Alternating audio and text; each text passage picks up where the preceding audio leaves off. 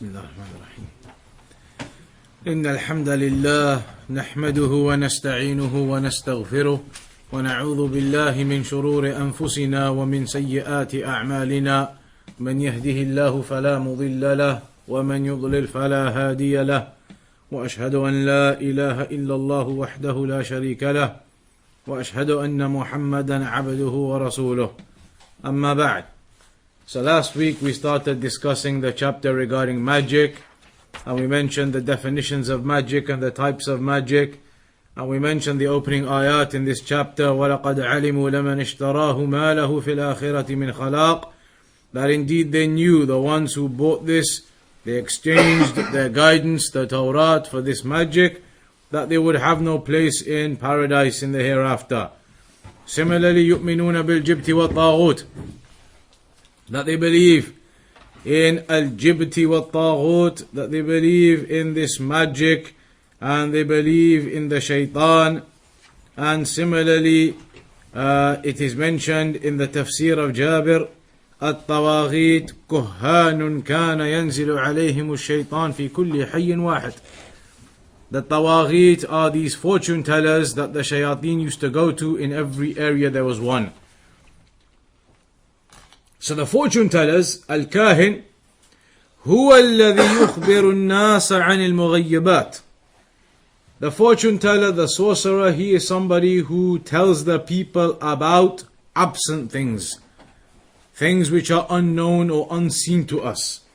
بسبب أنه يسأل الشياطين, by way of asking the shayateen. These fortune tellers, these sorcerers, they have the shayateen coming and telling them this information, so they then know where something is, something hidden, something unseen to us, unknown to us. They will know these things where they are, because the shayateen will go and come and tell them where those things are. تخبره الشياطين عن الأشياء الغائبة والأشياء المسروقة المفقودة. So perhaps somebody has an item stolen from them. Somebody has an item stolen from them, or an item that was lost. They may come to this fortune teller, and he may tell them where that item is. And that is because the jinn, the shayateen, they will go and discover where this item is, and they will come and tell this sorcerer or magician that this item is in this place or that place. Then he'll be able to tell the people, that thing which you lost, it's in that place over there somewhere. Or that thing which was stolen from you, it's going to be in such and such a place, go find it there. Because the shayateen, the jinn, they come and tell him these things, they can go and see where they are. So then the people start to think that this magician or sorcerer knows the unseen. They think, how could he have known? How did he know it was going to be in that particular place where we went, it was exactly there? How did he know my lost item would be found on that place there? How did he know the stolen item was taken to that place there where we went? It was exactly there what he told us. So people start to believe that these magicians or fortune tellers or sorcerers have knowledge of the unseen. وَهُوَ لَيْسَ كَذَلِكَ, and it is not like that. They do not have knowledge of the unseen. The sorcerers, the fortune tellers, these people do not have knowledge of the unseen. لا يعلم الغيب وإنما أخبرته الشياطين بأشياء غائبة. Rather, that is the shayateen of the jinn who come and tell them about these absent things. لأن الشياطين لهم قدرة على الطيران السريع. Because these shayateen of the jinn, they are able, the Shaykh says, they are able to fly. They can fly quickly to places everywhere to see. والوصول إلى الأمكنة البعيدة, and they are able to get to far away places very quickly. حتى إنهم يصعدون إلى السحاب. These shayateen of the jinn, they can even go up to the skies, to the clouds. وَيَطِيرُونَ فِي الْآفَاقِ, and they can fly up in the skies and the horizon everywhere. فَهُمْ يَجُوبُونَ الْآفَاقِ بِسُرْعَةٍ. So they can quickly go across the horizon, fly across the skies everywhere. The jinn, the shayateen can do that. فَيَأْتُونَ بِالْأَخْبَارِ وَيُخْبِرُونَ الْكُهَّانِ. So they are able to go and cover a large area quickly, flying around and seeing everything. And they spot the lost item, or they find this stolen item, and they come and tell these sorcerers and these magicians and fortune tellers. ويرون الأشياء المغيبة في البيوت أو في الأمكنة. لأنهم يدخلون بعض البيوت وعندهم مقدرة ليست عند الإنس، فإذا تقرب إليهم الإنسي بما يريدون من الشرك والذبح لغير الله والسجود لهم فإنهم يخدمونه بما يريد، فيظن الإنس أن هذا الكاهن عنده خبر من الغيب وأن له خاصية، والحقيقة أن هذا كله من الشيطان. So these shayateen of the jinn will go and fly to different places, and they will discover and they will see where these items are, and they will come and tell these people. These shayateen of the jinn may even go and enter into people's homes. They can do that. They can find the items in other people's homes that they might be stolen and hidden away. They find those things and they come and tell these sorcerers and magicians, and then they tell the people who come to them. So those people start to believe that these magicians know the unseen, and they start to believe that they know the unseen, where these things are, where items are. They have this knowledge. That's what they start to believe then. And these magicians and sorcerers can only get these shayateen to do this for them, to go and find these items and come and tell them, if these sorcerers and magicians submit themselves to the jinn, to the shayateen. They prostrate to them, they slaughter for them, they do other worship for them, and then after the jinn, or after they do that for the jinn, then these shayateen of the jinn will help them and they will go and do these things and find the items. وَكَانُوا يُحَكِّمُونَهُمْ فِي الْمُنَازَعَاتِ وَالْخُصُومَاتِ وَكَانَ عِنْدَ كُلِّ حَيٍّ كَاهٍ، يعني عند كل قبيلة كاهن يحكم بينهم. And previously, in the tribes and the people, they all used to have a sorcerer per tribe or per area. And whenever any issue occurred, the people of that tribe or that area would go to this sorcerer, the magician. He was the one recognized with status. They would go to him, and he was the one who rules between the people. He would be the one who judges between the people. That's how they used to elevate these magicians and sorcerers amongst them in their tribes. فَلَمَّا جَاءَ الْإِسْلَامُ أَبْطَلَ اللَّهُ ذَلِكَ كُلَّهُ. So when Islam came, it nullified all of this practice, nullified all of this evil of the magic and the sorcerers and the magicians. لكن لا يزال عند بعض البوادي والجهال نوع من هذا الشيء. But the Shaykh says, some people, maybe some of the Bedouins, some of those living out in the countrysides away, some of these separated people, they do still have this type of thing going on, the Shaykh says, where they do have some of these sorcerers and magicians amongst them in their tribes, and they make them the judge in their affairs. And we know that this is something evil and impermissible, and the narrations are going to come soon telling us about the impermissibility, the act which is haram, to go to magicians or to sorcerers or to fortune tellers. It is impermissible and haram to go to them, or to even see them, to witness them doing their magic and these things even on TV. So all of these things are impermissible, and we'll come to that soon insha'Allah. فلا يجوز الذهاب إلى الكهان والمشعوذين والدجالين لا للعلاج ولا للسؤال عن الأشياء الضائعة ولا الأشياء الغائبة وهذا كفر بما أنزل الله سبحانه وتعالى. So it is not permissible to go to the fortune tellers, or to go to these sorcerers, to these liars, ad-dajjalin, these fabricators, liars. It is not permissible to go to them, not even if you need cure. You have some illness or you have something, don't go to those types of people. Or if you've lost something or something has been stolen from you, you don't go to these types of people to ask them, tell us, find out for us where these items are. Because if you do that, you are committing kufr in what Allah has revealed. Allah has revealed in the ayat we just saw that it is not acceptable and permissible to go to these magicians. The ones who sold the Tawrat for this magic, then they know that they have no place in the hereafter in paradise. So we know it's impermissible to engage in that activity or to go to those types of people.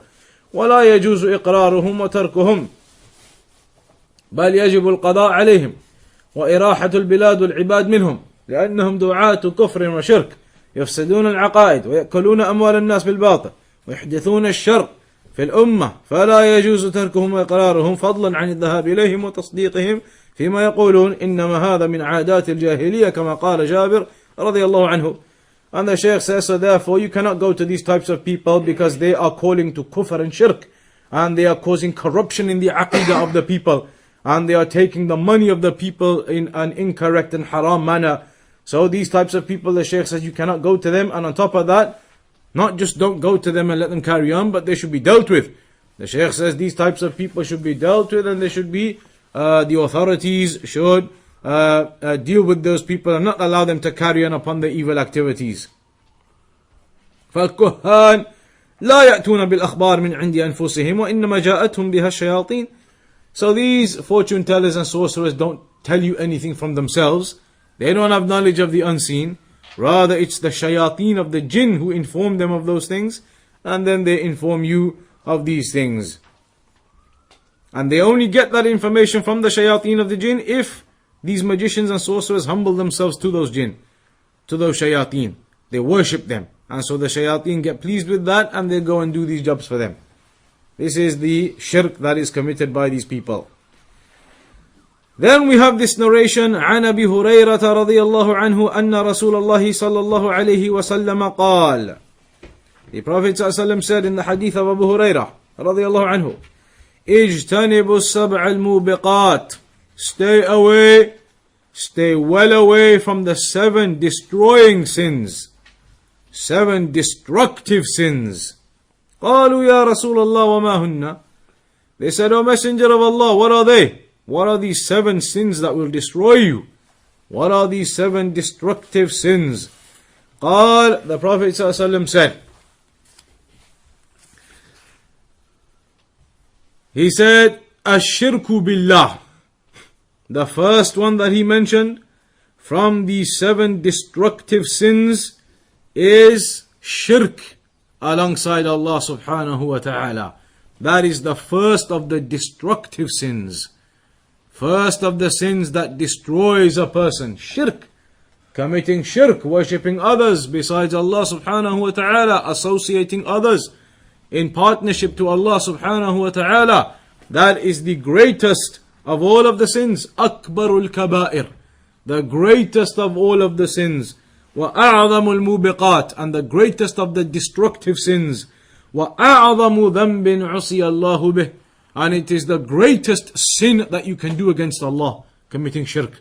That is the greatest sin that can be done. And this shirk, what is it? It is عِبَادَةُ غَيْرِ اللَّهِ. It is worshipping others besides Allah subhanahu wa ta'ala. بأن يصرف له شيئا من العبادة إما دعاء أو استغاثة. By redirecting any form of your worship to others besides Allah, you're committing shirk. By doing any form of worship to others besides Allah, then this is shirk. It is impermissible. Slaughtering for others besides Allah, vowing for others besides Allah, as we've seen, seeking aid and protection in others besides Allah, as we've seen. Many things that we've now covered already. A person does those things to other than Allah, then that person is committing a form of shirk. And shirk, as we've seen before, if a person dies upon it, then you cannot be forgiven. إِنَّ اللَّهَ لَا يَغْفِرُ أَنْ يُشْرَكَ بِهِ وَيَغْفِرُ مَا دُونَ ذَلِكَ لِمَنْ يَشَاءُ. That Allah does not forgive that you die upon shirk, but He forgives what is lesser than that, other than that, to whom He wills. Then, the second destructive sin which is mentioned. First one of the 7 was ashirku billah. Then, after that, it is mentioned as-sihr, magic. Magic is mentioned as the second item here. Magic is mentioned as the second item. As-shirk, as-sihr. Was-sihr, why is it mentioned as the second highest thing straight after shirk? Because magic itself is shirk too. Magic itself is shirk and kufr. And in that case, if magic itself is shirk and kufr, then why has it been mentioned here? Doesn't it come under the first destructive sin anyway then? Here the hadith says 7 destructive sins. 7 sins that destroy you. The first one shirk. The second one magic. But magic is shirk anyway. So why is this one mentioned as number 2? That's part of number 1 anyway. So what? A lot of people do it and don't take it seriously. It is to highlight the importance of it then. to highlight the danger and the severity of this affair. So many people, they fall into these issues of magic and sorcerers and fortune tellers. So here it's been mentioned specifically by itself as well, magic. Even though yes, it's a part of number one, it is shirk as well. But specifically mentioned here now to highlight to you the importance of it, the danger of it. So to emphasize that and to bring that to your attention, particularly due to the severity and the danger of it, that you must stay away from this magic. Then number 3, which is mentioned, وَقَتْلُ النَّفْسِ الَّتِي حَرَّمَ اللَّهُ إِلَّا بِالْحَقِّ.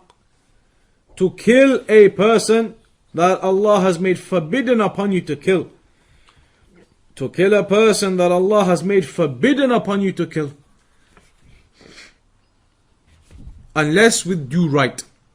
The due right, that is under the leader and the one under in authority. For example, somebody kills someone, then Islamically, the murderer can be given the capital punishment. That is an Islamic ruling. The one who kills somebody else, murders someone else, he's a murderer. He is convicted of killing, then capital punishment is upon that person.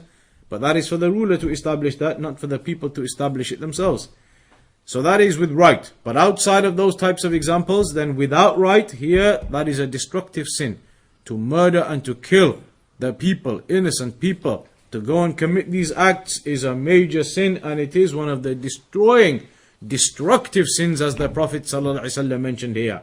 So for example, killing the believers, killing other Muslims, killing people who live under your covenant.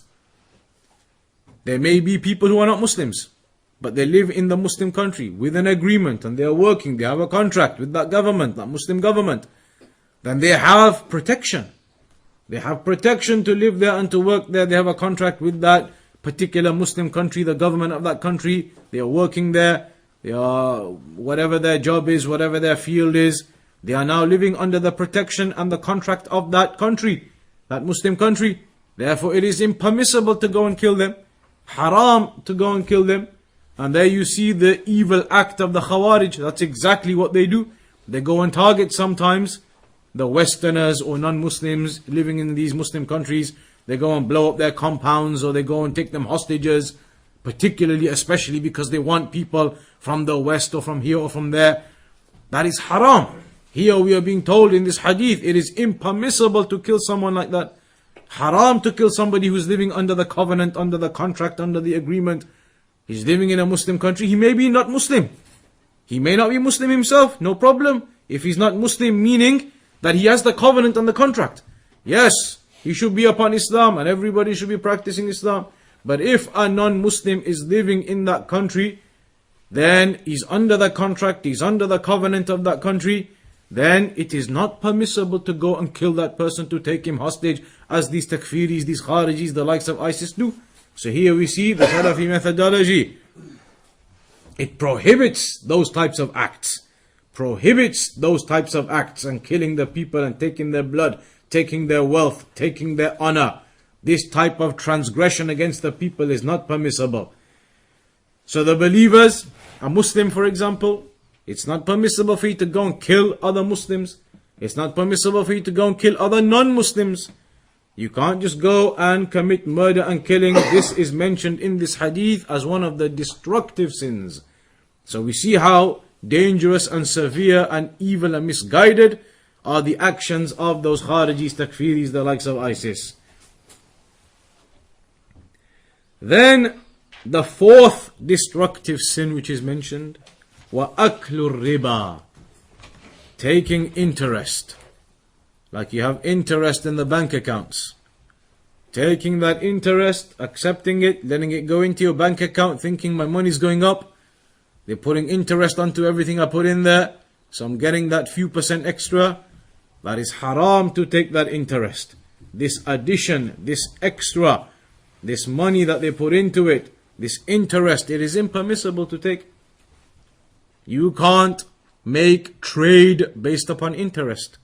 You can't put the money in and get interest on your accounts. Interest is not permissible Islamically. So even in your business and in your trade, you can't do contracts within your business and trade based upon interest. and the money going up and down on interest, that you're going to charge somebody extra, which is the interest on top. You can't do that type of thing. Even where people try to be deceptive. They try to be deceptive to get interest out of someone. And maybe we mentioned this example before, but we'll mention it again. Let's say now, two people, they want to get engaged in some trade. Or not trade, let's say one of the people is a poor man. One person is poor. He comes to the other person who's rich. So person A is poor. He comes to person B who's rich. Person A, the poor one, says to the rich one, I need to borrow £1,000. The rich one's got it. Give it to him right now, he's got it in his pocket. But the rich person doesn't want to hand over £1,000 because he knows Islamically, he can't say to the poor person, okay, but when are you going to pay me back? If it's in a year's time, then I want some interest on top. I want 1,100 back in a year's time then. I want to make something from this deal. You can't do that. Haram, interest. You can't say to the guy, I will lend you £1,000, but in a year's time, you're going to pay me back, I want 1,200 back. You can't do it. Interest, haram.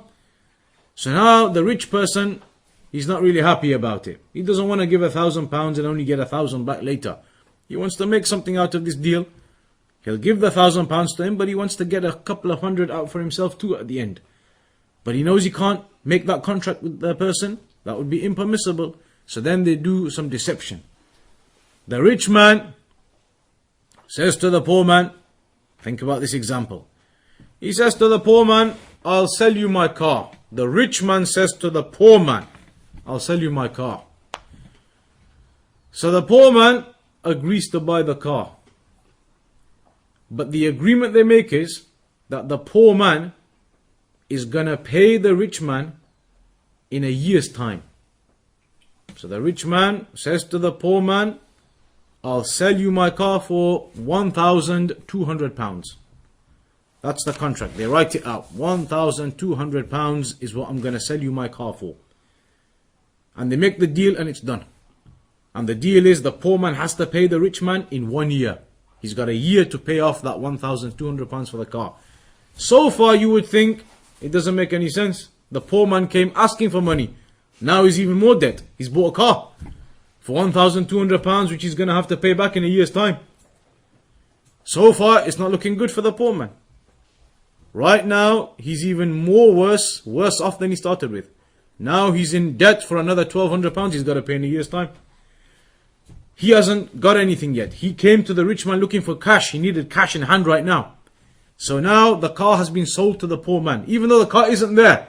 Poor man's never seen the car. The car's in the rich man's house in the garage somewhere miles away. In the next city somewhere. No one's even seen that. The poor man's never seen it. But they've made the contract and now the poor man, he is the owner of the car. Then straight away after that contract, the rich man says, I'll make you another deal now. I'll buy the car back off you. The car now belongs to the poor man. He says, I'll buy the car back off you for £1,000. Even now you think it's not making any sense. He's just bought it for 1,200. Why is he going to sell it for £1,000?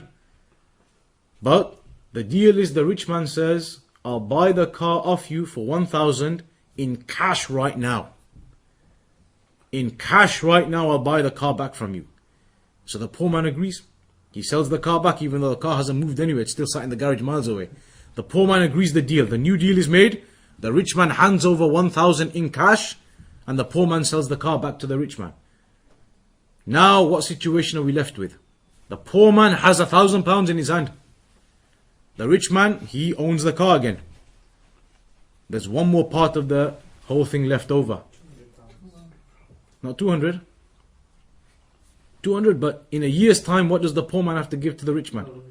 The £1,200 from the original deal when he bought the car. So in a year's time, the rich man is going to end up with 1,200 in his hand. So cut all of it out, in the end what's happened? In the end what's happened is, the poor man has got his £1,000 in his hand, and he's going to pay back 1,200 in a year's time. They've just put this car thing in the middle of it, to make it look like it was a deal and transaction. Everybody get it? Yeah. So the poor man, he comes, and he buys the rich man's car for £1,200, and the deal is he's going to pay him in a year's time. Then the rich man buys the car back straight away for £1,000 there and then in cash. So now the poor man has his £1,000, he's got what he wanted. In a year's time though, he's got to pay off his original contract of £1,200 to the rich man, so he's going to pay him £1,200 in a year's time. So really all that's happened is, he's taken £1,000 now, and he's going to pay back £1,200 in a year's time. What about the grand he takes as well? That £1,200 he pays back in a year's time, that's that £1,000 plus 200 extra, which is really interest. That's really what it is then in the end. The extra 200 the rich man is getting in a year's time is interest. But they've deceived, or they've tried to deceive themselves out of interest by pretending there was no interest. I sold my car for 1,200, then I bought it back for 1,000. That £200 was just the transaction in the deals. There was no interest anywhere. He bought the car for 1,200. He's paying for the car. So that's what they try to do. It's a deception. It's a type of thing mentioned in the books of the fuqaha.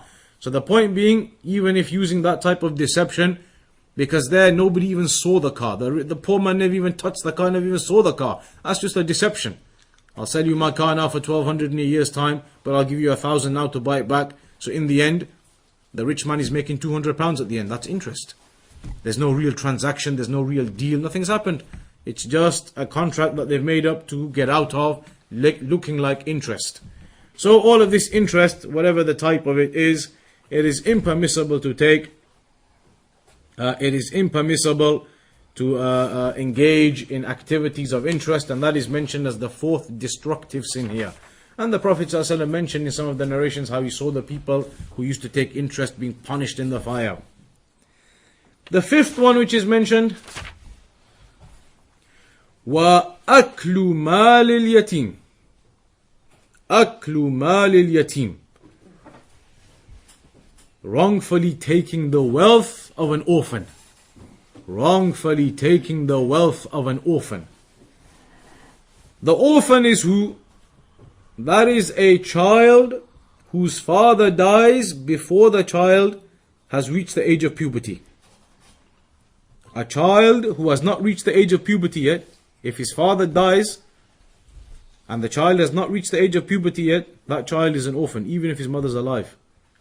Islamically speaking, if the father dies before the child reaches puberty, that child is an orphan.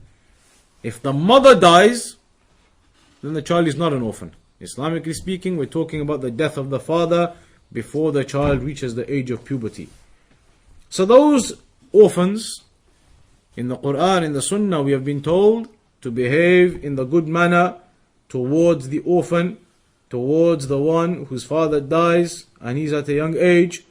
So it's upon the Muslims to look after those young children who may have lost their fathers at the young age, to guard over them, to look after them, and to do good towards them.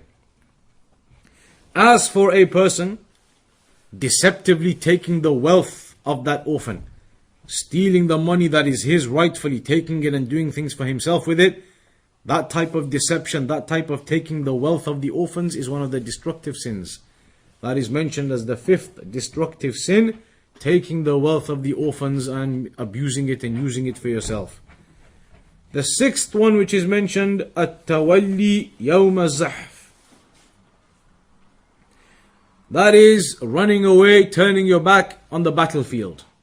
When the battle is occurring, somebody who runs away, the deserters, those deserters are also committing one of these major sins. The ones who are deserters and they run away at the time of the battle when the battle is occurring. The seventh destructive sin which is mentioned, وَقَذْفُ الْمُحْسَنَاتِ الْغَافِلَاتِ الْمُؤْمِنَاتِ. That is to accuse pious and chaste women of being unchaste.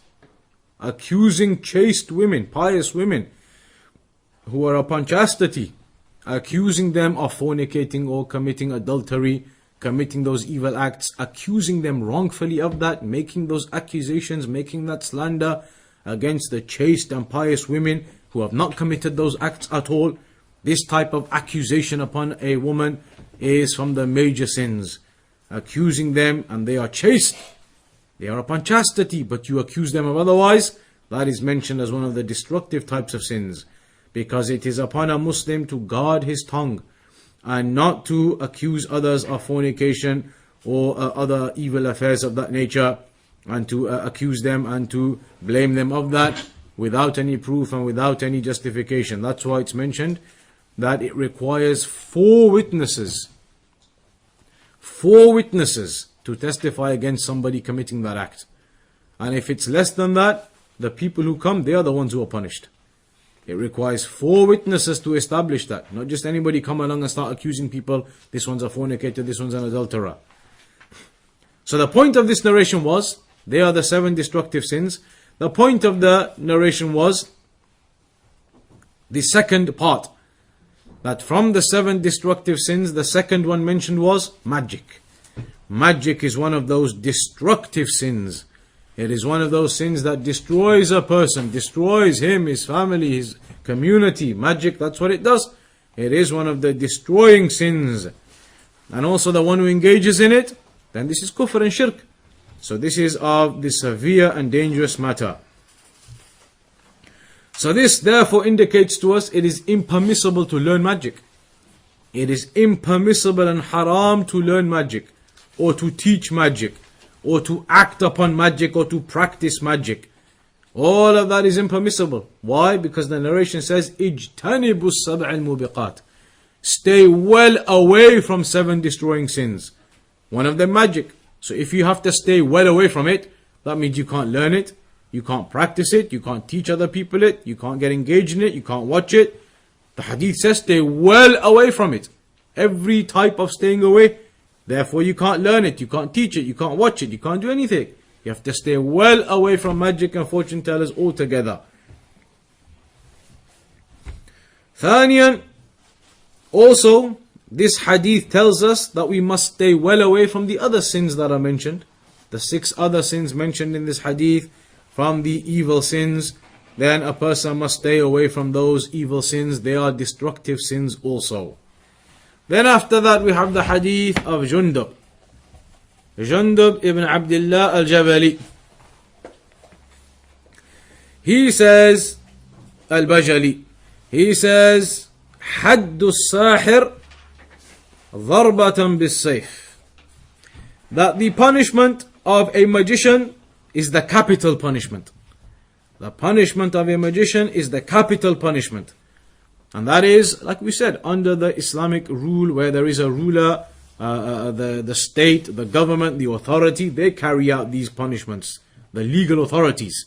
Not anybody on the street you can go and do this. That is the way of the Khawarij and the Takfiris.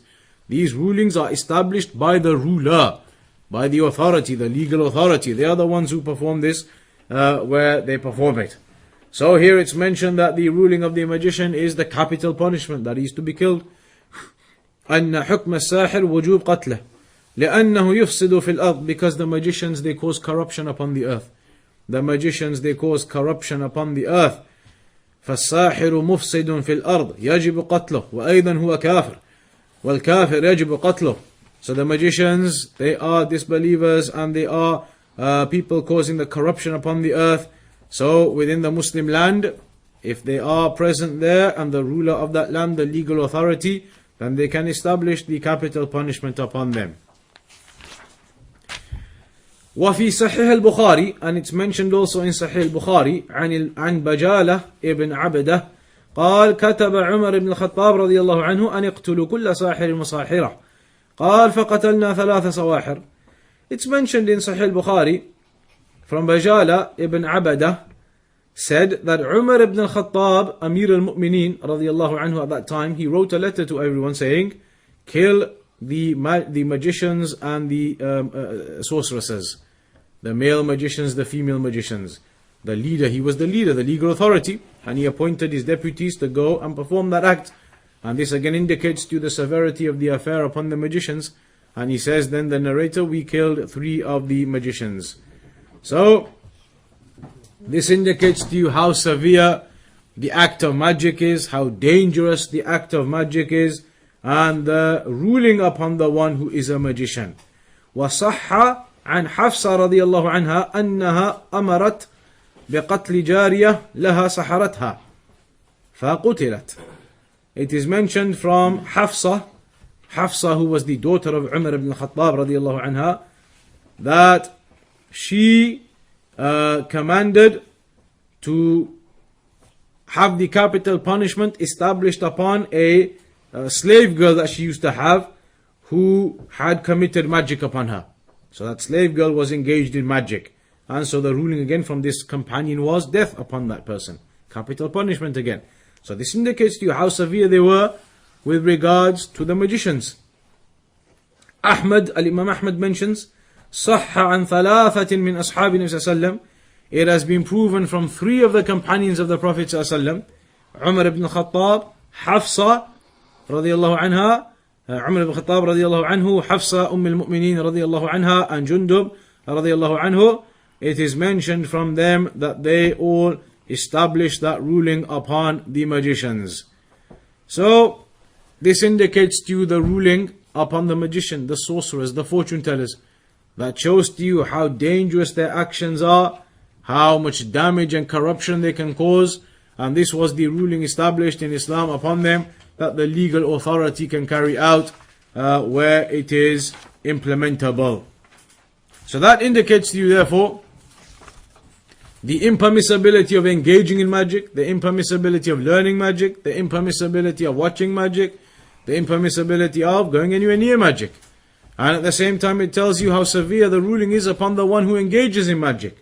The one who is upon that practice of magic and magicians, the sorceresses, those types of affairs, how the Sahaba they dealt with them, and how they established the capital punishment upon them, mentioned from 3 of the companions.